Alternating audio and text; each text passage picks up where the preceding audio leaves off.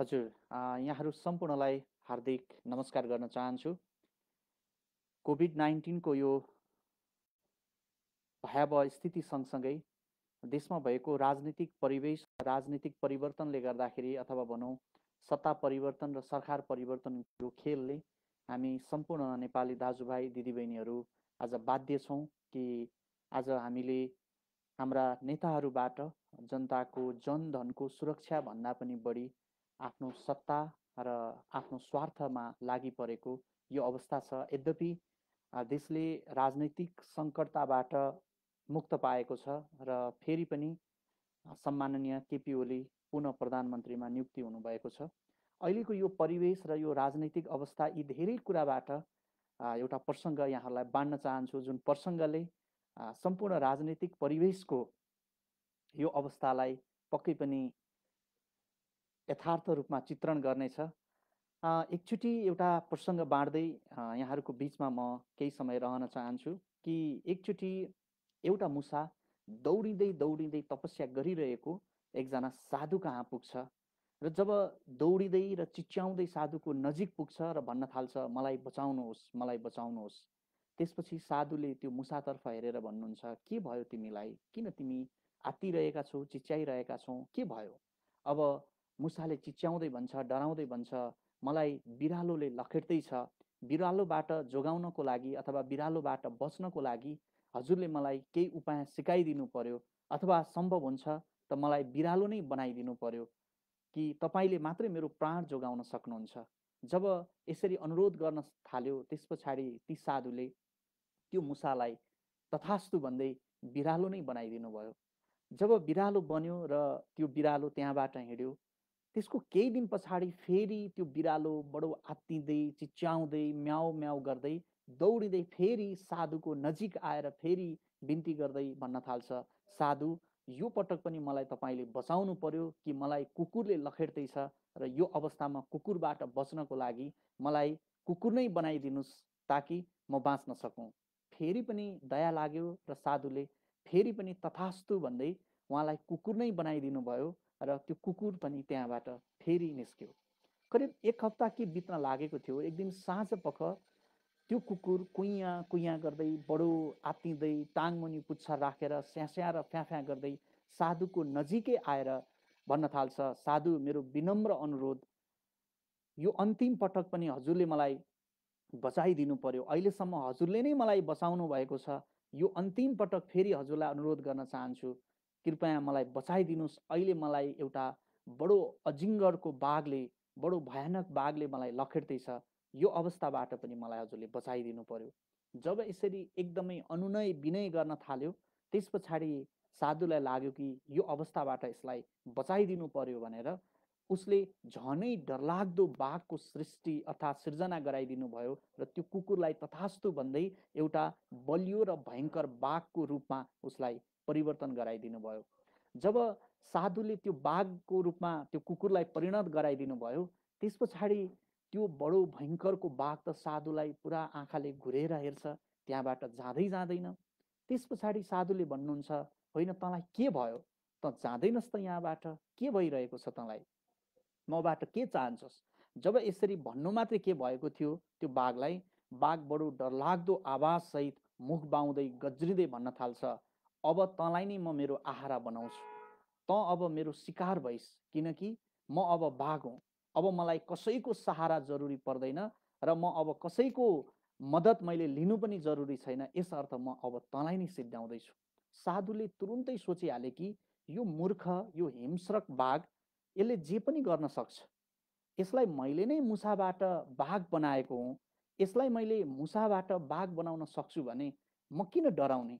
तुरुन्तै ती साधुले श्राप दिए र उसलाई भने, त पुरानै अवस्थामा त आफ्नै हैसियतमा फर्किहाल भनेर जब श्राप दिए, अब त्यो अजिङ्गरको बाघ अथवा त्यो भयानक बाघ पुरानै मुसाको अवस्थामा नै परिणत भयो र कता दुलो छ भन्दै त्यहाँबाट चिउँ चिउँ गर्दै चिच्याउँदै दुलोको खोजीमा त्यहाँबाट भाग्यो। वास्तवमा अहिलेको राजनैतिक परिवेश पनि करिब यस्तै मिल्न आउँछ। जति पनि नेताहरू एक अर्काको शरणमा पुगेका छन्, एकले अर्कालाई सिद्ध्याउने खेलहरू खेलिरहेका छन्, यी सबै कुराहरू हेर्दाखेरि लगभग अहिलेको परिवेश भनेको लगभग यो कथासँग हुन त यो बालकथा हो, यो बालकथा भए पनि यसले अहिलेको राजनैतिक प्रतिबिम्बलाई साँच्चै नै प्रष्ट पार्न सक्दछ। यस्तो अवस्थामा हामी गुज्रिरहेका छौँ। अहिले हाम्रा नेताहरू वास्तवमा आफ्नो स्वार्थको लागि, आफ्नो सत्ताको लागि लाग्दै गर्दा हामी धेरै नेपाली जनताहरूले दुःख पाएका छौँ।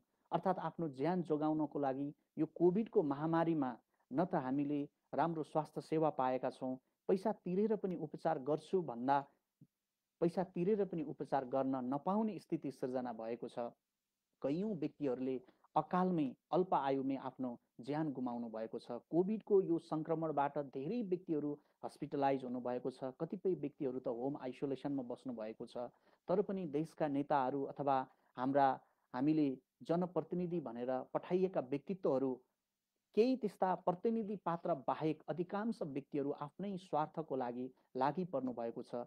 यो अवस्थामा हामीले वास्तवमा एकले अर्कालाई चिन्ने मौका पनि पाएका छौँ। यतिखेर वास्तवमा तपाईँ को हुनुहुन्छ हामीले अहिले राम्रोसँग चिन्दैछौँ। चिन्ने बेला पनि यही हो। यदि तपाईँ नेता हुनुहुन्छ, तपाईँ जनताप्रति कति उत्तरदायी हुनुहुन्छ हामीले चिन्दैछौँ र चिन्ने बेला यही हो। यदि तपाईँ कुनै कम्पनीको मालिक हो, यदि कम्पनी सञ्चालक हो, तपाईँ अहिले आफ्ना कर्मचारी र आफ्ना सेवाग्राहीप्रति कति तपाईँ जिम्मेवार हुनुहुन्छ र उनीहरूको चिन्ता राखेर कतिको मद्दत गर्दै हुनुहुन्छ, तपाईँ कम्पनी मालिकलाई पनि चिन्ने बेला यही हो। यदि तपाईँ कुनै सङ्घ संस्थाको नेतृत्वकर्ता लिडर हुनुहुन्छ, यदि यस्तो भयावहको अवस्थामा तपाईँ आफ्नो सङ्गठन र सङ्गठनमा आबद्ध भएका आफ्ना ती सदस्यहरूप्रति कतिको उदारता देखाउनुहुन्छ, कतिको उनीहरूलाई मद्दत गर्नुहुन्छ, तपाईँ लिडरहरूलाई पनि चिन्ने बेला यही हो। यदि तपाईँ व्यापारी हुनुहुन्छ, व्यवसायी हुनुहुन्छ, यतिखेर तपाईँ आफ्नो ग्राहकप्रति कस्तो व्यवहार देखाउँदै हुनुहुन्छ, तपाईँलाई पनि चिन्ने बेला यही हो। यदि तपाईँ मानव हो, यदि तपाईँ मानवको स्वरूपमा हुनुहुन्छ भने अब तपाईँमा मानवता कति छ हो, त्यो तपाईँको मानवता पनि चिन्ने बेला यही हो। वास्तवमा भन्नुपर्दा तपाईँहरू सबैलाई चिन्ने बेला यही हो, किनकि सबै व्यक्तिहरू दुःखको बेलामा हुनुहुन्छ, सङ्कटको बेलामा हुनुहुन्छ। यो बेलामा हामीले एकले अरूलाई कसरी सपोर्ट गर्न सक्छौँ, अर्काको पीडामा हामीले कसरी मलमपट्टि लगाउन सक्दछौँ, यो बेला हामी सबै व्यक्तिहरूले, सबै हामी जाने बुझेका व्यक्तित्वहरूले एकले अर्कालाई सपोर्ट गर्नु जरुरी छ। एकले अर्कालाई आफ्नो उदार मानवीयता देखाउनु जरुरी छ। वास्तवमा हाम्रो लिडरहरूबाट अथवा भनौँ हामीले जो व्यक्तिसँग अपेक्षा गरेका थियौँ उहाँबाट हामीले त्यस्तो मानवीय सहयोग हामीले पूर्ण रूपमा प्राप्त नगरे पनि हामी एक व्यक्तिले अर्को व्यक्तिलाई इन्स्पायर गर्न सक्छौँ। एक व्यक्तिलाई अप्ठ्यारो परेको बेलामा अर्को व्यक्तिले मद्दत गर्न सक्छौँ। हुन त मानिसहरू सफल हुन चाहन्छन् अथवा भनौँ, तर त्यो सफल हुन चाहने व्यक्तिभित्र यदि मानवता पनि जाग्यो भने तपाईँको त्यो मानवताले तपाईँको सफलतालाई टिकाइराख्दछ। त्यसैले मेरो अहिले भर्खरै नियुक्ति हुनुभएको नव प्रधानमन्त्री जे भनौँ अथवा पुरानै प्रधानमन्त्री तर पुनः नियुक्ति हुनुभएको छ, तपाईँ नवनियुक्त प्रधानमन्त्रीज्यूलाई समेत हाम्रो अनुरोध छ, सबै देशवासीको अनुरोध छ, तपाईँले प्रधानमन्त्रीको हैसियतमा जुन सफलता फेरि पनि प्राप्त गर्नुभयो, अब तपाईँसँग एउटा मानवीयता देखाइदिनुहोस्, एउटा मानवीय गुण अथवा त्यो मानवीयताको प्रत्याभूत हामी जनतालाई गराइदिनुहोस्। सफलता र मानवीयता भन्ने कुरा थोरै व्यक्तिसँग मात्रै प्राप्त हुन्छ। त्यो थोरै व्यक्तिभित्र तपाईँ पर्न सक्नुहोस्, जो भर्खरै नवनियुक्त हुनुभएको छ, तपाईँ सम्माननीय प्रधानमन्त्री केपी ओलीज्यू। कि वास्तवमा सफलता र मानवता के हो, म एउटा उदाहरण तपाईँहरूलाई दिन चाहन्छु। सायद यो उदाहरणबाट तपाईँहरूलाई छर्लङ्ग हुनेछ। सफलता र मानवीयता एकसाथ भयो भने के हुन्छ?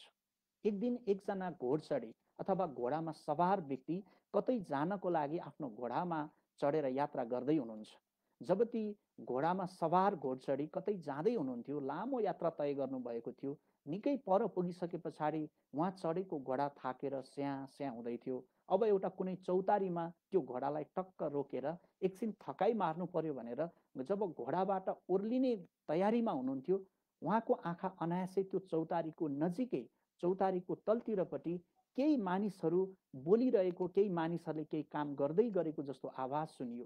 घोडाबाटै यसो हेर्नुहुन्छ नभन्दै त्यहाँ केही व्यक्तिहरू एउटा गोरु गाडामा दाउराको बढेमानको भारी उचाल्दै हुनुहुन्थ्यो र त्यो भारी गोरु गाडामा लोड गर्न खोज्दै हुनुहुन्थ्यो, तर सकिराख्नु भएको थिएन। जब निहाल्दै हुनुहुन्थ्यो, कतैबाट आवाज आयो, मास्तिर चौतारीको डिलमा बसेर कोही एकजना व्यक्ति उसले ती कामदारलाई हराउँदै थियो, ए फलाना त यसो गर, ए फलाना त अझै बल गर, त उचाल। ऊ मास्तिर बसेर सिकाइरहेको थियो, अराइरहेको थियो। त्यो दृश्य देखिसके पछाडि ती घोडचढीले, घोडामा सवार व्यक्तिले त्यो काम हराउँदै गरेको व्यक्तिलाई भन्नुहुन्छ, हेलो महाशय, तपाईँ किन नजिकै गएर उहाँहरूलाई मद्दत गर्नुहुन्न, जबकि उहाँहरूलाई अझै बल पुगिरहेको छैन, उहाँहरूलाई अझै मद्दतको जरुरी छ, उहाँहरूले त्यो दाउराको भारी उचाल्न सकिराख्नु भएको छैन। तपाईँ चौतारीमा बसेर सिकाउनुको सट्टा तपाईँ किन आफै गएर उहाँहरूलाई मद्दत गर्नुहुन्न? जब यसरी सोध्नुहुन्छ, ती व्यक्तिले जवाफ दिँदै भन्छन्, यी मेरा कामदारहरू हुन्, यी मेरा सिपाहीहरू हुन्, म यिनीहरूको नाइके हुँ। मेरो कामै यिनीहरूलाई परिचालन गर्ने हो, मेरो कामै यिनीहरूलाई हराउने हो। त्यसैले दाउराको भारी बोक्ने काम उनीहरूको हो, हराउने काम मेरो हो। त्यसैले उनीहरूलाई आफ्नो काम गर्न दिनुहोस्, म मेरो काम गर्दैछु। जब यसरी जवाफ फर्कायो, घोडचढी हत्तरपत्तर घोडाबाट ओर्लिनु भयो र गएर ती सिपाहीहरूलाई दाउराको भारी उचाल्नको लागि मद्दत गर्नुभयो। र उहाँको मद्दतबाट जब त्यो दाउराको भारी गोरु गाडामा लोड हुन सक्यो, त्यस पछाडि फेरि ती घोडचढी आएर आफ्नै घोडामा चढ्नुभयो र जाने बेलामा ती नाइकेलाई भन्नुहुन्छ, महाशय, तपाईँका सिपाहीहरूलाई फेरि पनि मद्दत चाहियो भने मलाई सम्झिनुहोला। हट घोडा भन्दै त्यो घोडा लिएर चौतारीबाट बाटो लाग्नुहुन्छ। जब त्यो प्रतिक्रिया दिँदै त्यहाँबाट निस्किनुहुन्छ, ती नाइकेलाई अचम्म लाग्छ, होइन को व्यक्ति हो यो जसले चाहिँ घोडा लिएर आयो, दाउराको भारी उचाल्यो, अझ जाने बेलामा फेरि पनि मद्दत चाहियो भने मलाई सम्झिनु होला भन्छ। को व्यक्ति हो, यसको बारेमा त थाहा पाउनै पर्यो, को रहेछ त? उनले तुरुन्तै सिपाहीलाई परिचालन गर्दै भन्नुभयो, ए केटाहरू, यसको पछि लाग, को मानिस हो यो, पत्ता लगाऊ। जब सिपाहीहरू पछि लाग्दै जान्छन् त ती व्यक्ति अरू कोही नभएर उनीहरूकै कमान्डर इन चिफ रहेछन्, जसको नाम हो जर्ज वासिङटन। उनी अमेरिकाको पहिलो राष्ट्रपति थिए र उनै राष्ट्रपति सेना प्रमुख हुने त्यतिखेर प्रावधान पनि रहेछ। वास्तवमा मानिस त्यसै सफल हुने होइन, यदि त्यो मानिसभित्र मानवता पनि भयो भने त्यो मानिस दिगो हुन्छ र त्यो मानिसले धेरैलाई मन जित्ने काम गर्न सक्दछ। त्यसैले अहिले देशका नेताहरू र देशका राजनेताहरूसँग हाम्रो अनुरोध के छ भने, तपाईँले जुन उपल्लो निकायमा पुग्दै गर्दा अथवा उपल्लो पद धारण गर्दै गर्दा तपाईँभित्रको थोरै भए पनि मानवीयता हामी जनताप्रति देखाउन सक्नुभयो भने अहिलेको यो कोभिडको भयावह स्थितिबाट कमसेकम पनि जनताहरूले सरकार भएको महसुस गर्ने थिए। तपाईँको मद्दतले कमसेकम पनि होला तपाईँको काउन्टमा हामी कुनै एकजना पात्र हौँला, तर हामी परिवारको सदस्यको हिसाबले हेर्ने हो भने हामी त्यो परिवारको सर्वै सर्वा पनि हुन सक्छौँ। कोही एकजना अभिभावक गुमाउँदै गर्दाको पीडा त्यो परिवारलाई थाहा हुन्छ, आफन्त गुमाउँदै गरेको पीडा त्यो आफन्तलाई मात्रै थाहा हुन्छ। त्यसैले यस्तो विषम परिस्थितिमा तपाईँ हरेक तह र तबकाका व्यक्तिले आफ्नो मानवीयतालाई यतिखेर देखाउनु जरुरी छ। यो अपिल मैले गर्न चाहन्छु र म पनि आफ्नो ठाउँबाट अस्पतालमा हस्पिटलाइज भएका ती थुप्रै कोभिड सङ्क्रमणबाट ग्रसित व्यक्तित्वहरूसँग भर्चुअली भए पनि कम्युनिकेसनमा छु। उहाँका आफन्तहरूलाई बारम्बार के कस्तो हुनसक्छ मनोपरामर्श दिने काममा म पनि अहोरात्र लागिरहेको छु। यहाँहरूको साथमा कुनै पनि असहज परिस्थितिको लागि र यहाँहरूको मनोबललाई उच्च बनाउनको लागि म पनि यहाँहरूको साथमा रहेको प्रत्याभूत गराउँदै बिदा हुन्छु। हवस् त, सबैप्रति अपिल छ, आफ्नो मानवीयता देखाउनुहोस्। यसको लागि कम्तीमा दिनको 10-20 जना साथीहरू आफन्तलाई फोन गर्नुहोस्, कस्तो छ, के छ तपाईँहरूको अवस्था, सुरक्षित रहनुहोस्। दिनको 10-20 जना साथीभाइ आफन्त या इष्टमित्रलाई फोन गर्दै गर्दा ती व्यक्तिले सदा तपाईँलाई आफ्नो हृदयमा राख्नेछन्। दिनको 10-20 जना आफन्तहरूलाई म्यासेज गर्नुहोस्, केही परेमा म छु है भनेर। कमसेकम ती आफन्तले यो दुःखको घडीमा, यो सङ्कट र यो भयावह स्थितिमा जब तपाईँले दिएको सानो सन्देशले, सानो म्यासेजले पनि उनीहरूलाई ठुलो राहतको काम गर्न सक्दछ। कमसेकम पनि ती व्यक्तिले तपाईँलाई स्मरण गर्न सकिरहन्। दैनिक रूपमा केही राम्रा उपयोगी टिप्सहरू, ज्ञान गुणका कुराहरू आफू पनि सिक्नुहोस् र त्यो ज्ञान गुणका कुराहरू सोसल मिडिया मार्फत या कुनै पनि तरिकाले सयौं व्यक्तिलाई बाँड्नुहोस्, ताकि त्यसबाट अरूको पनि परोपकार होस्।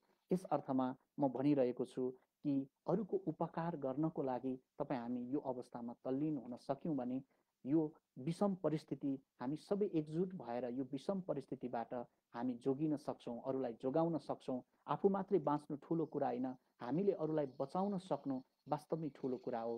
त्यसैले आफू बाँचौँ र अरूलाई बचाउँ यो अभियानमा जुट्न म सम्पूर्ण फेसबुक लाइभ हेर्नुहुने मेरा शुभचिन्तक साथीभाइ इष्टमित्र आफन्त सम्पूर्णमा हार्दिक अपिल गर्दछु। हवस् त, धन्यवाद, नमस्कार।